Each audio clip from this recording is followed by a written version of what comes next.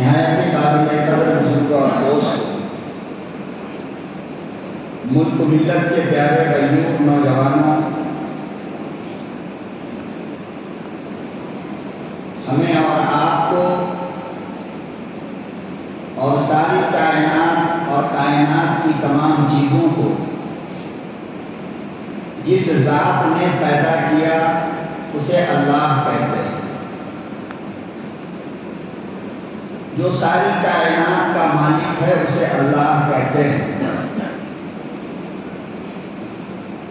کائنات انسانی یا اور دوسری وہ کائنات جہاں دوسری مخلوقات رہتی ہیں،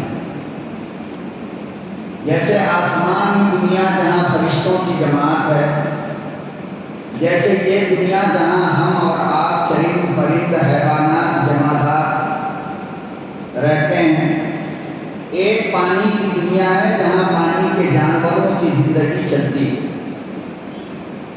تمام دنیا اور تمام عالم کی جتنی چیزیں ہیں اور اس میں جتنی مخلوق ہے، سب کا خالق ایک ہے اور اسے اللہ کہتے ہیں، اور سب کا مالک ایک ہے، اسے اللہ کہتے ہیں۔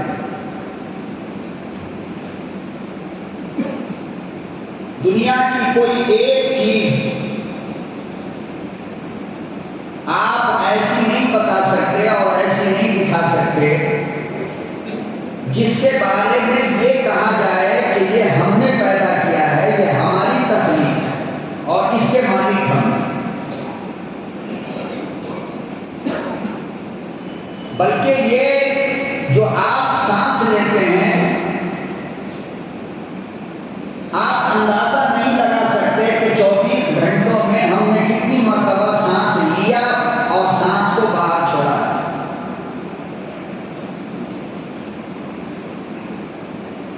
ایک سانس 24 گھنٹوں میں جو آپ نے کروڑوں مرتبہ لیا ہے، ان میں سے ایک سانس بھی ایسی نہیں ہے جس سانس کے مالک ہم خود ہیں۔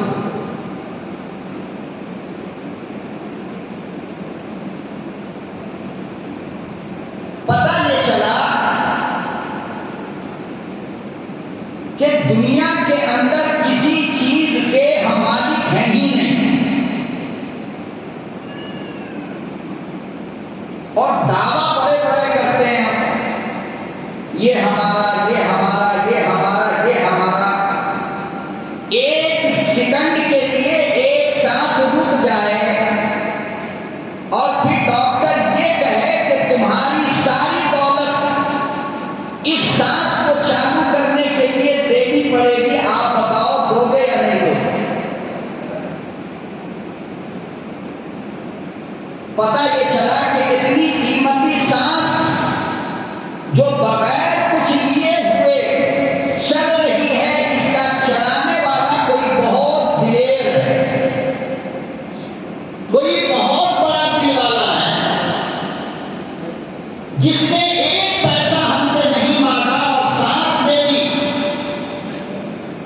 جس نے ایک پیسہ ہم سے نہیں مانگا اور آنکھ کی روشنی دے دی، جس نے ایک پیسہ ہم سے نہیں مانگا اور پیاری زبان دے دی، جس نے ایک پیسہ ہم سے نہیں مانگا اور بیوی دے دیا، جس نے ایک پیسے ہم سے نہیں مانگے اولاد دے دیا، جس نے ایک پیسہ ہم سے نہیں مانگا اور نیند جیسی قیمتی دولت عطا فرما دی۔ ایک رات نیند نہ آئے نا، دوسرے دن پتہ چل جائے گا نیند کی قیمت کیا ہے۔ اور مانگا کچھ نہیں، فرمایا زندگی فری میں، سانس فری میں، آنکھ کی روشنی فری میں، زبان کا مزہ فری میں، یہ پیاری آواز فری میں، ماں باپ کی دولت فری میں، بیوی بچوں کی دولت فری میں، اور رہنے کے لیے مکان اور چلنے کے لیے زمین اور پینے کے لیے ٹھنڈا پانی اور آکسیجن کے لیے پیاری ہوا، اللہ کہتے ہیں یہ سب ہم نے تم کو فری دیا ہے۔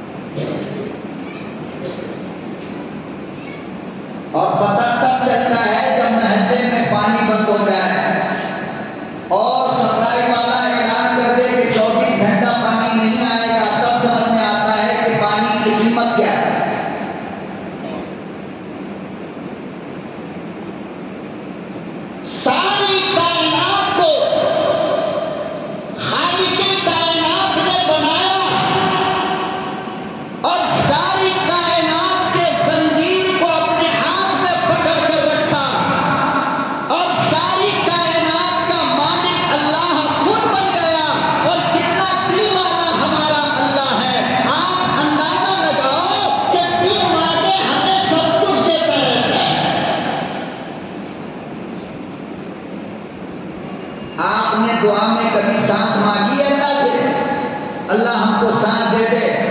آپ نے دعا میں کبھی آنکھ کی روشنی مانگی ہے؟ اللہ ہماری آنکھ کی روشنی دے دے. آپ نے اللہ سے کبھی پاؤں کی طاقت مانگی ہے کہ چلنے کی ہمیں طاقت عطا فرما؟ آپ نے کبھی ہاتھ میں طاقت مانگی کہ اللہ مجھے ہاتھ کی طاقت عطا فرما دے؟ اللہ کہتے ہیں تم نے مانگا جو کچھ ہم نے وہ بھی دیا، اور جو نہیں مانگا وہ دل کھول کر دیا. تیرا رب کنجوسی نہیں کرتا ہے، اور وہ اگر کنجوسی کرنے پہ آ جائے نا تو زمانے کا فرعون بھی ایک پل زندہ نہیں رہ سکتا. ایک پل، چاہے سب کچھ ہو، بنگلہ ہو، بلڈنگ ہو، گاڑی ہو، بینک بیلنس ہو، اولاد ہو، جانور ہو، حکومت ہو، سب کچھ ہو، مگر وہ نہ چاہے تو ایک سیکنڈ بھی آپ زندگی نہیں گزار پاؤ.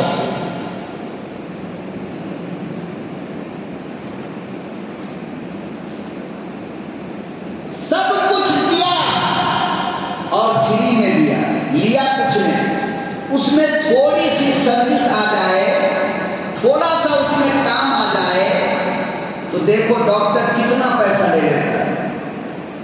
2 منٹ کے لیے سانس رک جائے، ایمبولینس آئے گا، وہاں سے آپ کا خرچ شروع ہوا، ایمبولینس کا کرایہ، پھر ایمرجنسی وارڈ میں جاؤ گے، وہاں ڈاکٹر کی فیس، آئی سی یو کی فیس، پھر چیک اپ کی فیس، پھر آپریشن، پھر یہ پھر وہ، لاکھوں لاکھ روپئے لگ جاتے ہیں صرف سانس کو بحال کرنے کے لیے.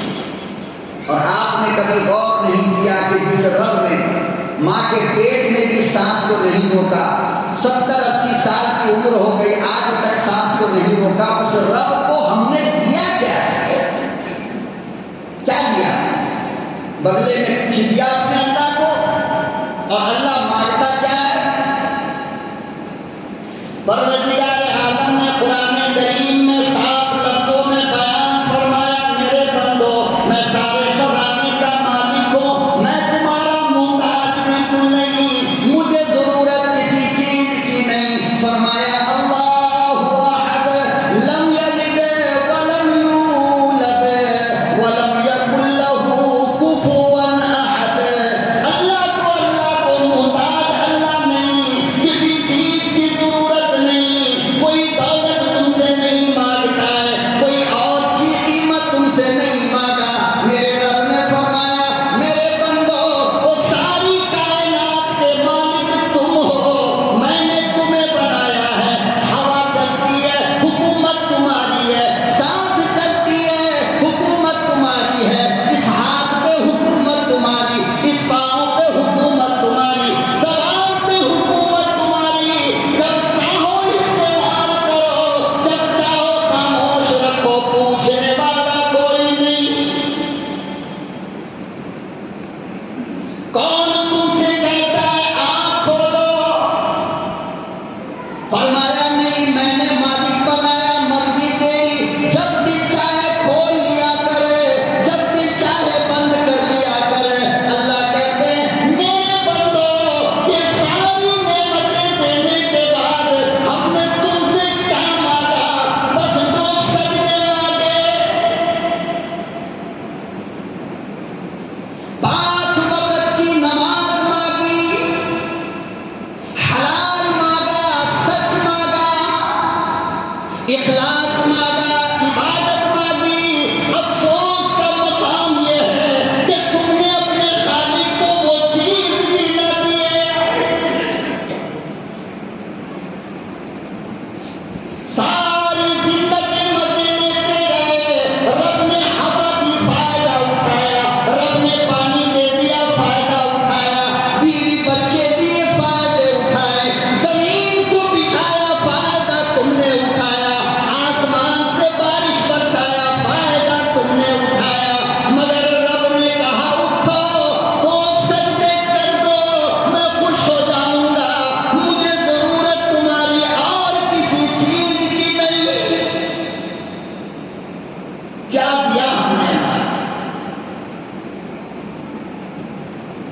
اور تعجب کی بات مسلمانوں یہ ہے کہ ہمیں افسوس بھی نہیں ہوتا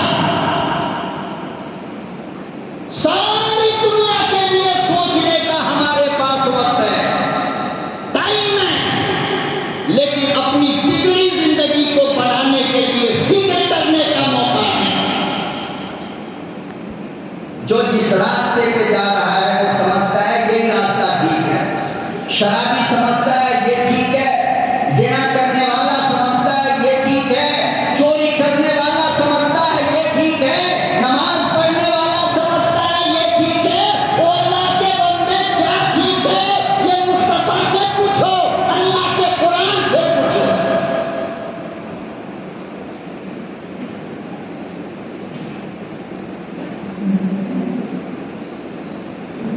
کچھ بھی اللہ کے قانون کا پاس نہیں، اور ہمیں اللہ کو دینے کے لیے کچھ نہیں۔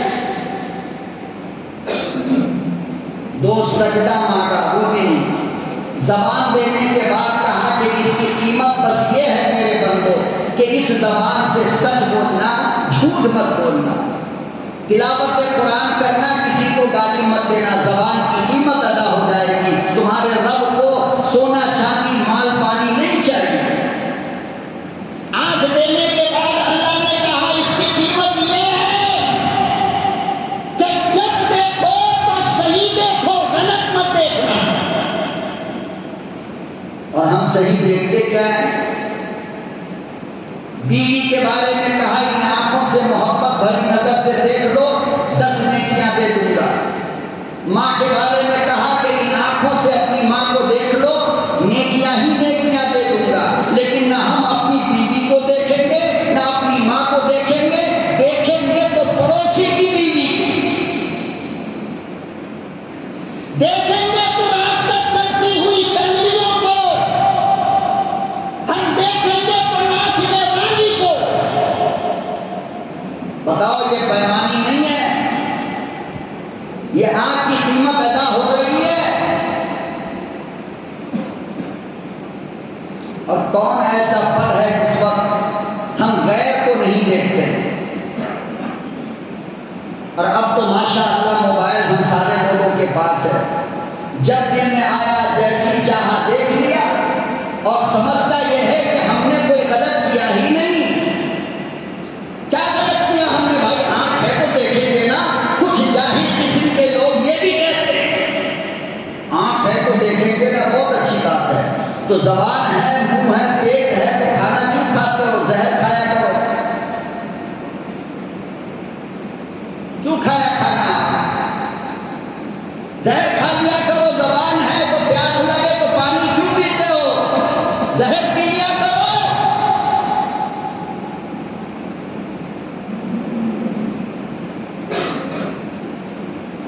ساری کائنات جس رب نے عطا فرمایا، ساری دولت جس رب نے عطا فرمایا، اتنا خوبصورت انسان جس رب نے بنایا، اور پھر اس کو باقی رکھنے کے لیے سامان دنیا میں جس رب نے عطا فرمایا، ہم اسی رب کو بھول گئے۔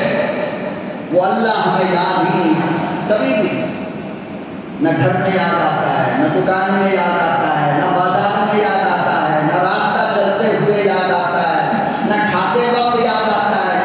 کھا رہا ہے اسی کا مگر وہ یاد نہیں، پی رہا ہے اس کا لیکن وہ یاد نہیں آتا۔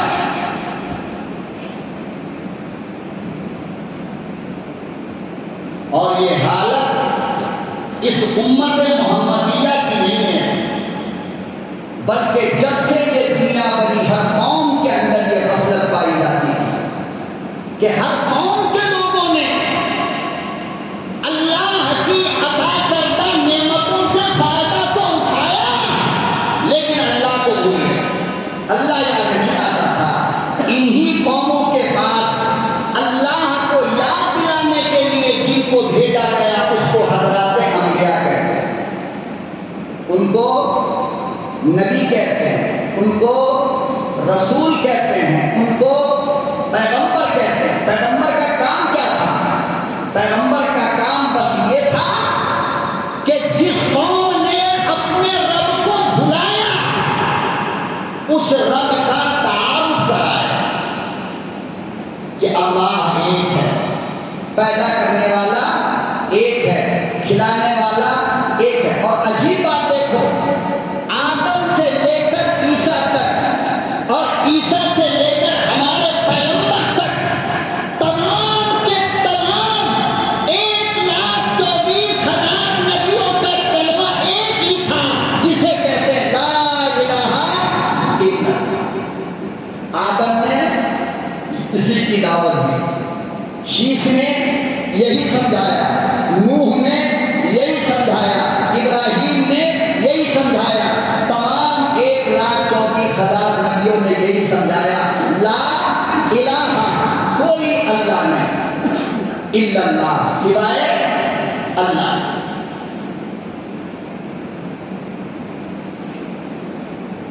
بھولی ہوئی امت کو جس نے اپنے پیدا کرنے والے کو بھلا دیا اور پتھروں کی پوجا کرنے لگے۔ بتاؤ بھلا، پتھر نے آسمان بنایا، پتھر نے پانی برسایا؟ ارے پتھر تو خود مخلوق ہے، اللہ نے اس کو پیدا کیا ہے نا، وجعل فیہا رواسیا، یہ پہاڑ بنایا کس نے؟ تو جب قوم پہاڑ بنانے والے کو بھول کر پہاڑ کو پوجنے لگے، تب نبی آیا سمجھانے کے لیے کہ نہیں نہیں، اس کی عبادت مت کرو، اس کے بنانے والے کی عبادت۔ تمام نبیوں کا یہی کام ہے، تمام نبی سب سے اخیر میں اسی کلمے کو لے کر شہنشاہ کائنات جناب رسول اکرم صلی اللہ علیہ وسلم تشریف لائے مکے کی سرزمین پر، اور کوئی اپنا نہیں تھا، ہر کوئی پرایا تھا۔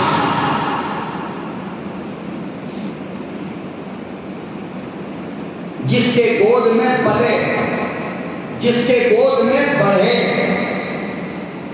جس نے کبھی امین کہا اور کبھی صادق کہا، جس نے اپنے لاڈلا کو سینے سے لگا کر 40 سال تک رکھا، اسی پیغمبر نے جب 40 سال کے بعد یہ دعوت دیا لا الہ الا اللہ، اللہ کے سوا، کیوں؟ اس لیے کہ میرے نبی نے اپنے سر کی آنکھ سے دیکھا کہ ہمارے خاندان والے، ہمارے رشتے دار والے، ہمارے محلے والے، ہمارے شہر والے خانہ کعبہ میں 360 بتوں کو رکھا ہے، اب ان کی پوجا کرتے ہیں، ان کی عبادت کرتے ہیں، اور ان بتوں کو بنانے والا کون؟ اللہ۔ بھائی مٹی سے بنانا تو مٹی کس نے پیدا کیا؟ اللہ نے۔ تو بتوں کی پوجا تو ہوتی تھی، مگر بت کے مالک کی پوجا لوگ بھول گئے۔ اللہ کو بھول کر اللہ کے مخلوق کی عبادت کرنے لگے۔ اس وقت میرے نبی کو نبوت ملی، اور نبوت ملنے کا مطلب یہ تھا کہ میرے محبوب آج کے بعد آپ کو تلوار پر چلنا پڑے گا جو بال سے زیادہ باریک ہے، اور میرے محبوب آج کے بعد آپ کو مصیبتوں کا سامنا کرنا پڑے گا۔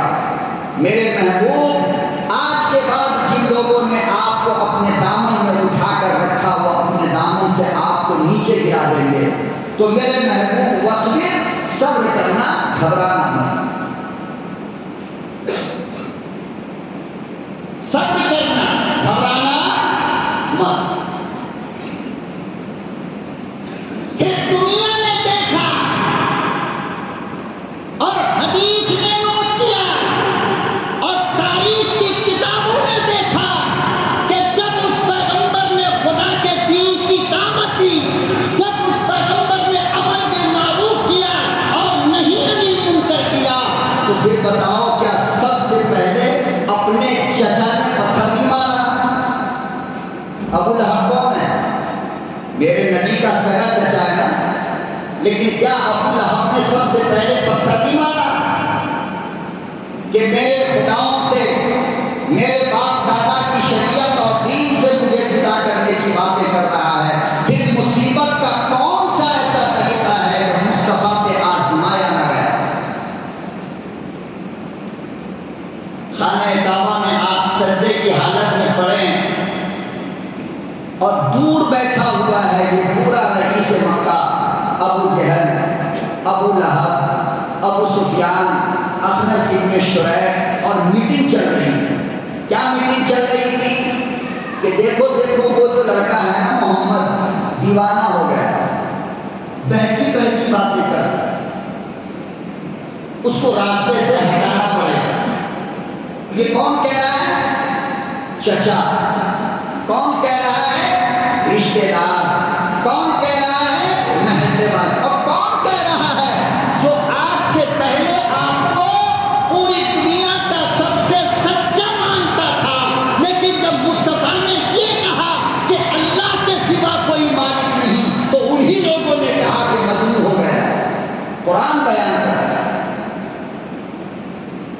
تو کسی نے کہا کہ دیوانہ ہو گیا ہے، تو کسی نے کہا کہ جادو کا اثر ہو گیا ہے محمد پر، اس لیے بہتی بہتی باتیں کرتا ہے۔ ارے اس خدا کی باتیں کر رہا ہے جو خدا دکھتا نہیں، جو خدا نظر نہیں آتا۔ ہم اس خدا کو مان لیں۔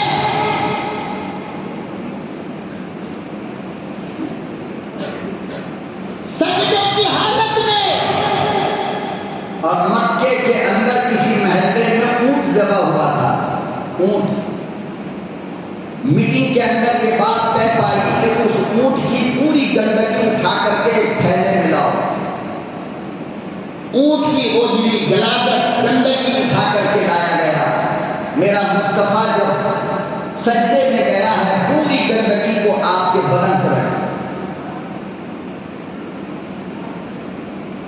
اللہ اکبر کبیرہ، یہیں پہ معاملہ ختم ہوتا تو کوئی بات تھی۔ اماموں کا امام، سید الانبیاء والمرسلین، آقا دو جہاں صلی اللہ تعالی علیہ وسلم نماز کی حالت میں کھڑے ہیں۔ ابو لہب نے اپنے بدن سے گمچھا اتارا، تولیہ اتارا، ایک بدماش کو دے دیا اور کہنے لگا جاؤ اس کے گلے میں ڈال کر پورے مطاف میں گھماؤ۔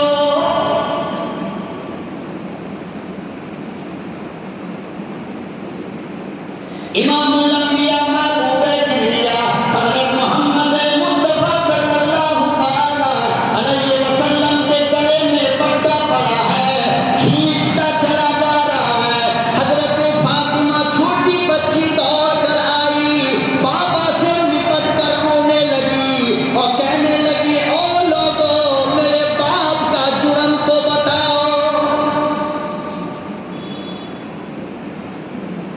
او مکہ کے لوگوں، میرے باپ کا قصور تو بتاؤ، میرے باپ کی غلطی تو بتاؤ، میرے باپ کا جرم تو بتاؤ، میرے باپ نے تمہارا کیا بگاڑا؟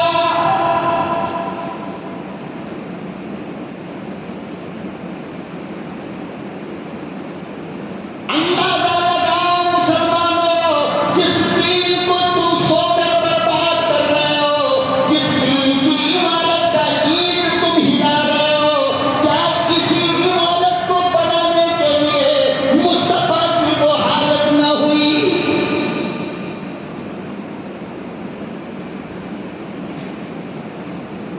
جس دین کو تم سڑکوں پہ بدنام کر رہے ہو، جس دین کو تم بازاروں میں بیچ رہے ہو، جس دین کو تم تباہ کر رہے ہو، کیا سچ بتاؤ او مصطفیٰ کے غلاموں، اسی دین کو بنانے کے لیے مصطفیٰ کے گلے میں رسی نہ ڈالی گئی؟ پھر الزام ہم غیروں پہ لگائیں گے کہ غیر نے ہمیں برباد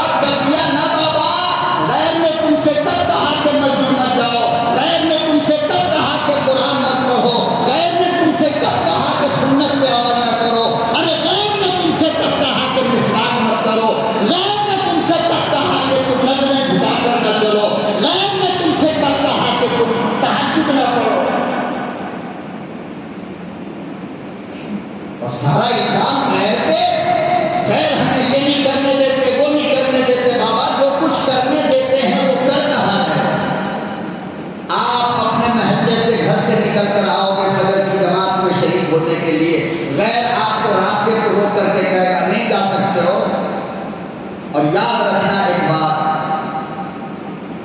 ہم رہیں نہ رہیں دنیا میں، آپ جنازہ پڑھ کے دفن کر لینا، لیکن اس جملے کو اپنی نسل تک پہنچا دینا کہ اگر یہی حالت ہماری رہی جو آج ہے تو ایک زمانہ اس ملک میں وہ بھی آئے گا جب آپ کو مسجد میں آنے کی اجازت نہیں ہوگی،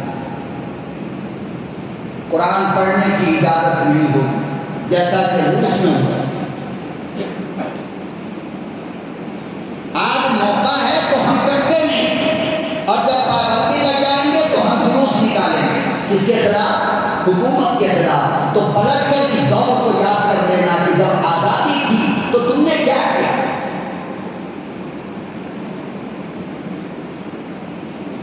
آج ملک ہندوستان کی کون سی حکومت اور ریاست کی کون سی حکومت تم کو پابندی لگا کر بیٹھی ہے کہ تم 3 دن نہیں جا سکتے، 40 دن نہیں جا سکتے، 3 مہینہ نہیں جا سکتے، 4 مہینہ نہیں جا سکتے، سال نہیں لگا سکتے؟ کس نے منع کیا؟ آج آزادی ہے تو تشکیل کے وقت ہماری گردن ایسے جھک جاتی ہے کہ کوئی ہمیں پہچان نہ لے۔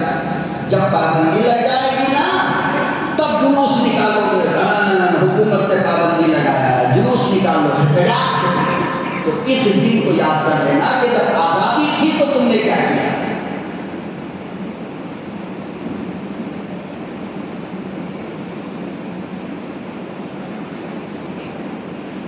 ساری زندگی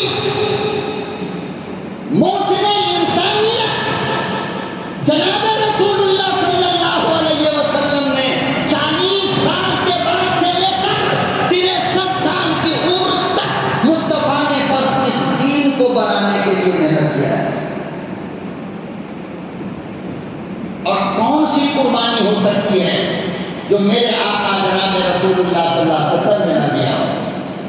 کتابیں نہیں پڑھتے ہو، نہیں سنتے ہو، مکے سے نکالا گیا، مدینہ آپ کو ہجرت کیوں کرنا پڑا؟ کسی غلطی کی وجہ پر کیوں ہجرت کرنا پڑا؟ دین اور شریعت کی حفاظت کے لیے، دین کو بچانے کے لیے۔ غزوہ احد میں کسی ظالم نے تیر مارا آپ کے سامنے کے یہاں پہ تیر لگا کر کے دونوں دانت شہید ہو گئے۔ کس کے لیے؟ آپ بتا سکتے ہو؟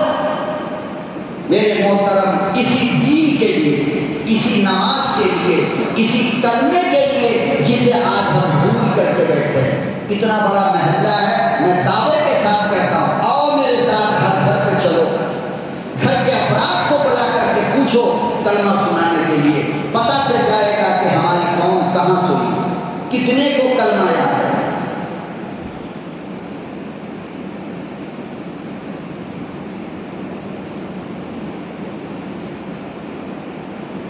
ہر گھر سے اگر ایک آدمی آ جاتا نماز کے لیے، ہر گھر سے اگر ایک بندہ نماز فجر کے لیے آ جاتا تو میرا دعویٰ یہ ہے کہ مرکز چھوٹی پڑ جاتی، جگہ نہیں ہے۔ مگر آج حالت یہ ہے کہ ایک صف نماز فجر، بتاؤ میرے محبوب کی قربانی کا آپ نے کیا بدلہ دیا ہے؟ جس نماز کے لیے میرے محبوب کے دندان شہید ہوئے، ارے جس نماز کے لیے میرے محبوب کے گلے میں رسی ڈال کر گھسیٹا گیا، جس نماز کے لیے میرے آقا کے جسم پر اونٹ کی غلاظت ڈالی گئی، آج اس نماز سے کون سی محبت ہے؟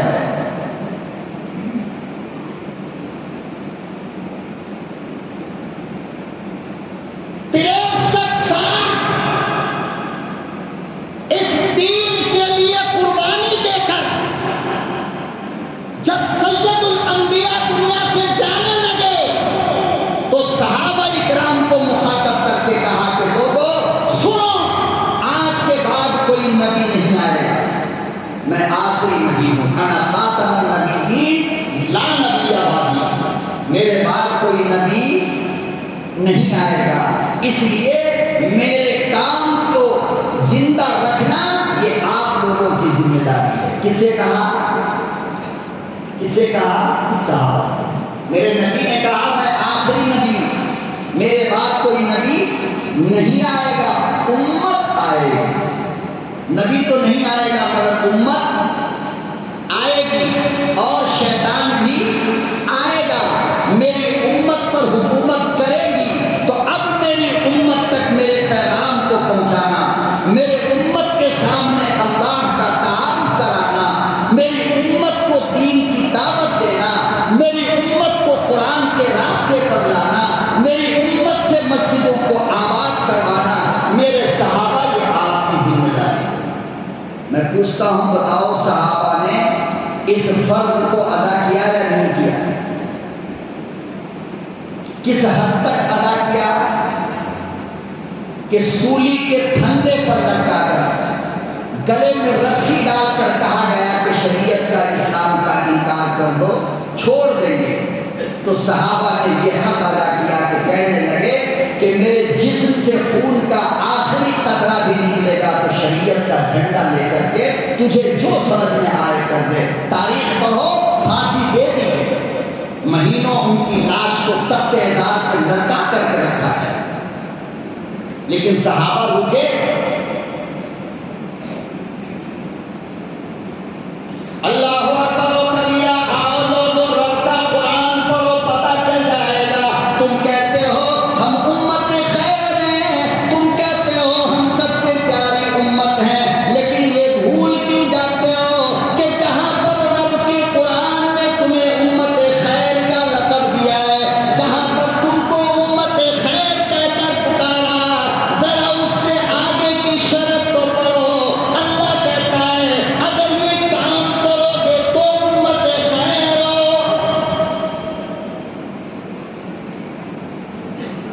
آدم والا کام کرو، نوح والا، ابراہیم، اسحاق، یعقوب، یوسف والا، عیسیٰ، امام الانبیاء والا عمل کرو گے، تأمرون بالمعروف،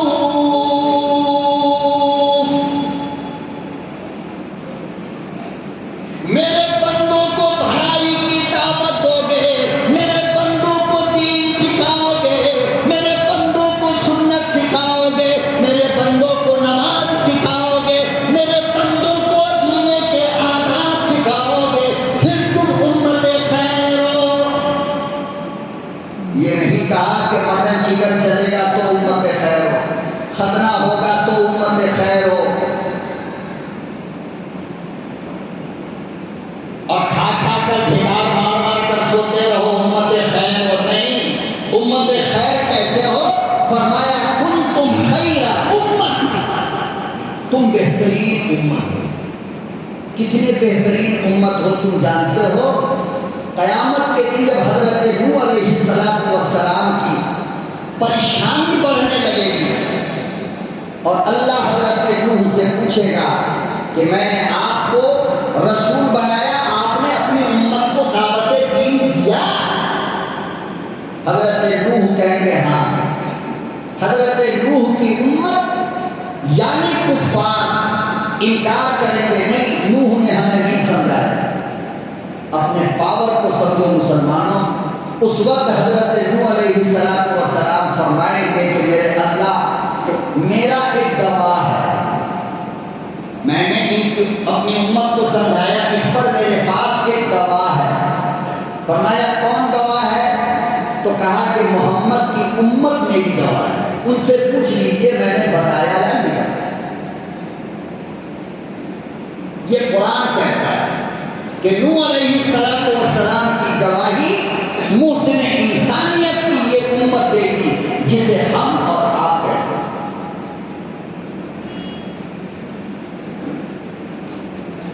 پروردگار عالم نے وضاحت فرمائی، اگر یہ کام کرو گے، یہ عمل کرو گے، تأمرون بالمعروف،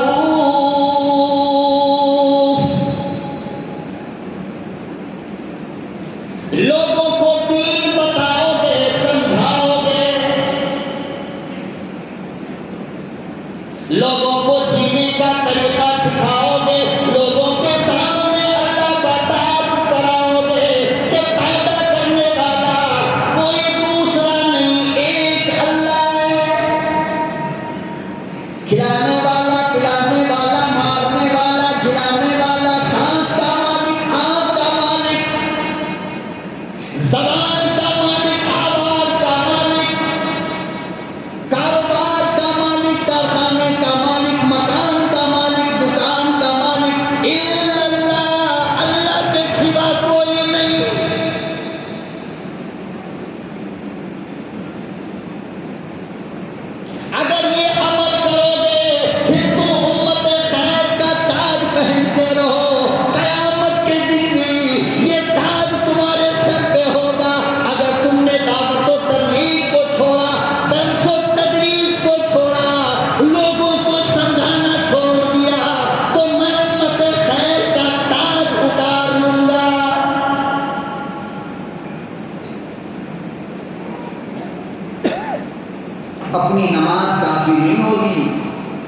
یہ نہیں کہہ سکتے ہو اللہ کو کہ اللہ میاں ہم نے تو تہجد بھی پڑھا، چاشت بھی پڑھا، اشراق بھی پڑھا، ابابین بھی پڑھا، اور پانچوں نمازوں کی کیا بات میرے مالک، میں نے 10 بار حج بھی کیا، ہر دن قرآن ختم بھی کرتے تھے۔ اللہ پاک فرمائے گا ہاں ہاں سب کچھ کیا، لیکن یہ بتا تیرے پڑوس میں کیا ہو رہا تھا؟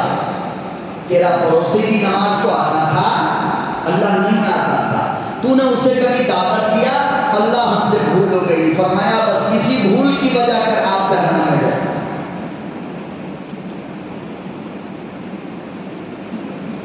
یاد رکھنا آج امت مرتد ہو رہی ہے، لوگوں کو کلمہ یاد نہیں ہے۔ مسلمانوں کے گھر میں عبدالرحمان ناف ہے، خدا کی قسم میں نے اپنی آنکھ سے جو دیکھا وہ بتا رہا ہوں۔ عبدالرحمان نام کا مرد جس گھر میں ہے، فاطمہ نام کی عورت ہے، اس گھر کے اندر گنیش کا فوٹو رکھا ہوا ہے۔ کیا اللہ ہم سے نہیں پوچھے گا کہ مولانا آپ نے کبھی سمجھایا یا صرف مسجد میں بیٹھ کر تقریر کرتے تھے؟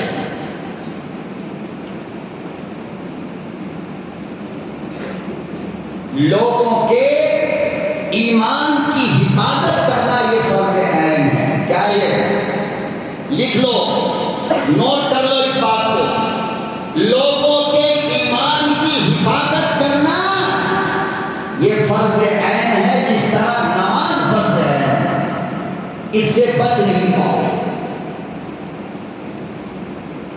پاکستان کے اندر ایک بہت بڑے بزرگ گزرے، بہت بڑے اللہ والے، ان کا ایک نوجوان بیٹا 18-19 سال کا بیمار پڑ گیا۔ ہاسپٹل لے کر گئے، ڈاکٹروں نے کہا کہ بس آخری وقت ہے، اب دوا کوئی کام نہیں کرے۔ واپس گھر لے کر آئے، اندازہ لگاؤ جس کا 18-19 سال کا جوان جگر کا ٹکڑا بستر پہ پڑا ہو اور باپ سرانے میں کھڑا ہو کر رب کے حضور دعائیں مانگ رہا ہو، اچانک دروازے پہ دستک ہوئی۔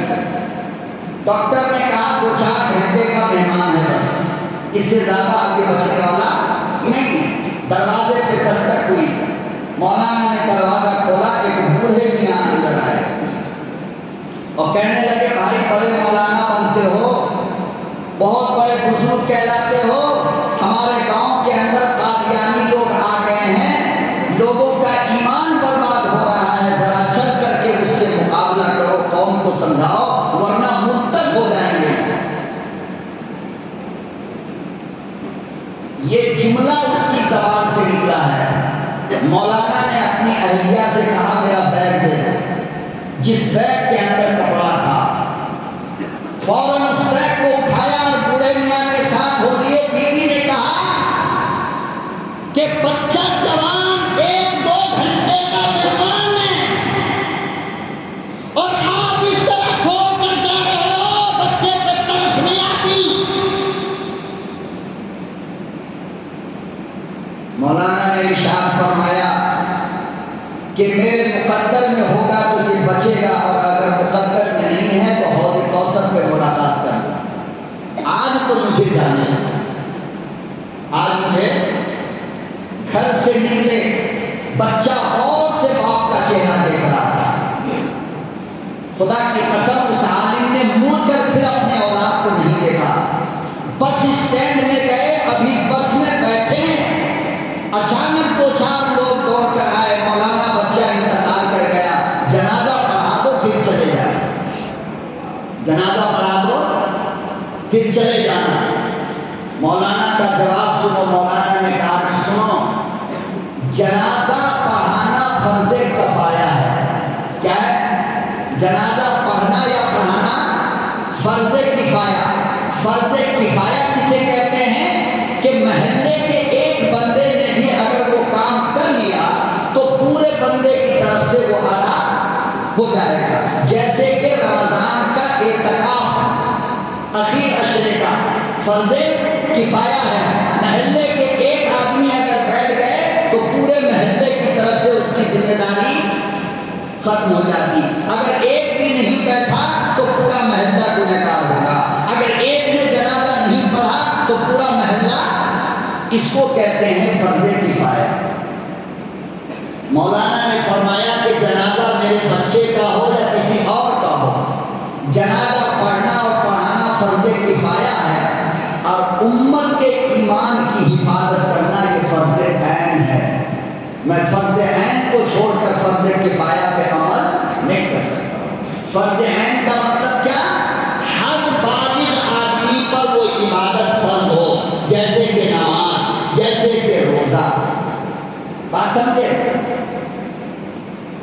گئے اس گاؤں میں پہنچے، قادیانی نے جب سنا کہ فلانے مولانا آ رہے ہیں تو چپ چاپ وہاں سے نکل کر کے چلا گیا۔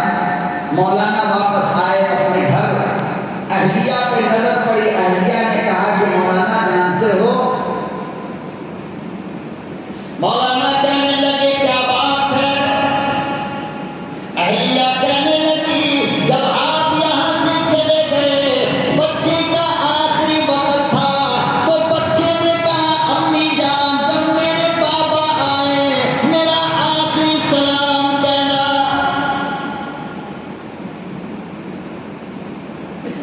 مولانا نے بیگ رکھا، فوراً اپنے بچے کی قبر پہ گئے اور قبر پہ جا کر کہنے لگے میرے لفظ جگر، میرے نور نظر، اپنے لیے نہیں دین کے کام کے لیے گیا تھا۔ مولانا آئے، سو گئے، خواب میں بیٹا نظر آیا، جنت الفردوس کے اعلیٰ مقام پر آرام کر رہا ہے۔ مولانا نے پوچھا بیٹا کیا بنی؟ کہنے لگے ابا آپ کے ختم نبوت کی وجہ کرے میرے پروردگار نے مجھے معاف کر دیا۔ آپ نے لوگوں کے ایمان کی فکر فرمائی، میرے پروردگار نے اس کے صدقے میں مجھے معاف کر دیا۔ اتنے لوگ بیٹھے ہو، ذرا سوچو تو صحیح، کیا تمہارے وہ بھائی تمہیں یاد نہیں آتے جو ہیں تو مسلمان مگر جمعہ معلوم نہیں کہ جمعہ کہتے کسے؟ آخر اسے جمعہ سمجھائے گا۔ یہ ذمہ داری میرے آقا صلی اللہ علیہ وسلم نے امت کے سر پہ رکھا ہے کہ میری امت کے لوگوں جس کام کے لیے میں آیا اب میں دنیا سے جا رہا ہوں، قیامت تک اب یہ کام تمہارا ہے کہ تم لوگوں کو بھلائی کی دعوت دینا اور برائی سے روکنا۔ اس کا الگ الگ طریقہ ہے، الگ الگ راستے ہیں، ہر جگہ پہ اپنا اپنا کام ہو رہا ہے، لیکن عام مسلمانوں کے لیے جو مدرسے میں نہیں جا سکتے یا دوسرے طریقوں کو اختیار نہیں کر سکتے، حضرت مولانا الیاس صاحب رحمۃ اللہ علیہ نے ایک راستہ چنا جس کو دعوت و تبلیغ کا راستہ کہتے ہیں۔ الحمدللہ شہر بلور کے اندر جس کا مرکز آپ کی یہ مسجد ہے جہاں آپ اس وقت بیٹھے، اسی فکر کو لے کر میرے محترم بزرگان دوستو، اللہ کے بندے اللہ کے راستے میں چل رہے ہیں اور آپ کو چلنے کی دعوت دے رہے ہیں۔ انشاءاللہ ہم سب اس راستے کے مسافر بنیں گے نا؟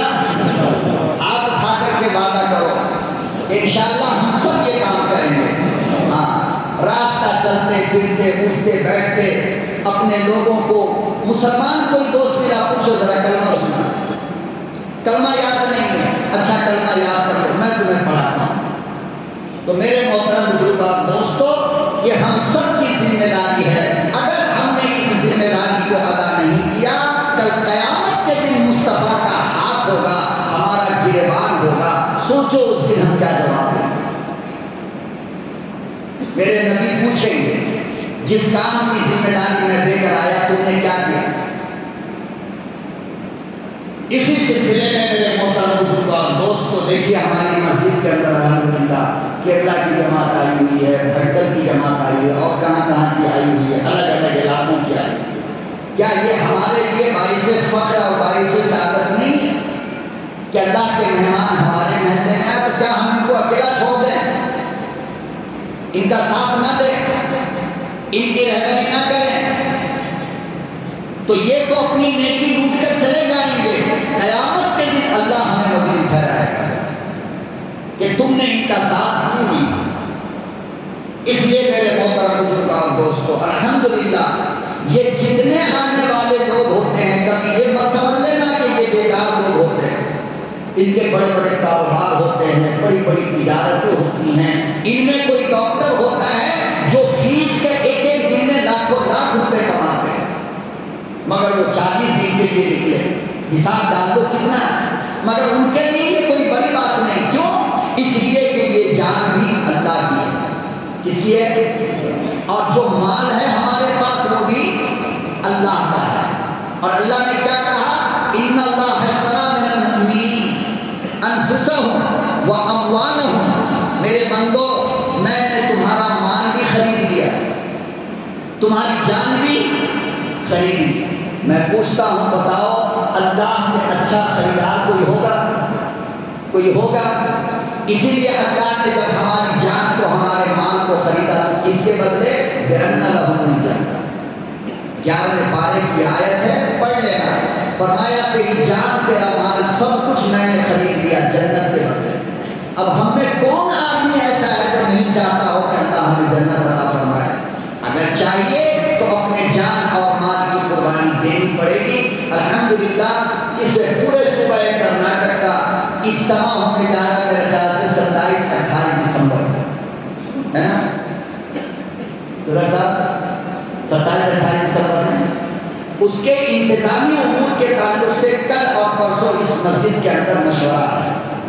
میں صاحب استطاعت حضرات سے گزارش کرتا ہوں کہ اس مشورے کے اندر شریک ہوں، اور جو اللہ کے مہمان ہماری مسجد میں تشریف لائے ہوئے ہیں، ہم دل کھول کر ان کی خدمت کریں، ان کا ساتھ دیں۔ وہ اللہ کے مہمان ہیں، اور جانتے ہو کہ جب کوئی کسی کے مہمان کی عزت کرتا ہے تو مالک بڑا خوش ہوتا ہے۔ ہم ان مہمانوں کی قدر کریں گے، ان کا ساتھ دیں گے، اللہ ہم سے راضی ہوگا، اور جب رب راضی تو سب راضی۔ اللہ عمل کی توفیق عطا فرمائے۔ وآخر دعوانا